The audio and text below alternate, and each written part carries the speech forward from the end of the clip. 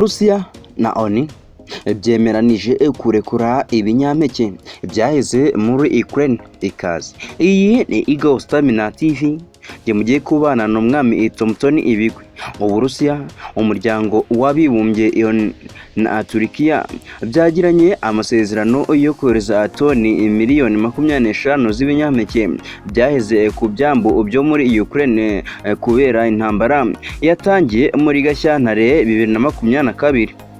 Ikinyamakuru Reuters gikorana bya hafi na leta y'Urusiya cyatangaje ko aya masezerano yasinywe mu murwa mukuru wa Turukiya, Istanbul, kuri uyu wa 22 Nyakanga 2022. Aya masezerano aratuma ingabo z'Uburusiya zemerera ko ibinyampeke byaheze kuri byambu mu mezi 5 ashize byakoherezwa ku isoko mpuzamahanga, by'umwihariko mu bihugu bikennye byiganjemo ibyo ku mugabane wa Afurika. Ubusanzwe leta ya Ukraine yashinjaga Uburusiya guheza ibinyampeke kuri ibi ibyambu, ariko bwo bukabihakana busobanura ko ahubwo iki gihugu cyateze ibisasu mu nzira byakabaye binyuzwamo.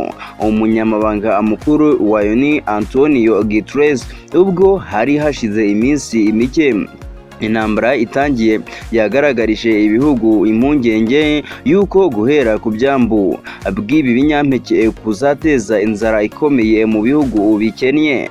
Ukraine nicyo gihugu cyohereza mu mahanga ibinyampeke byinshi, cyane cyane ingano. Uburusiya buri ku mwanya wa kabiri.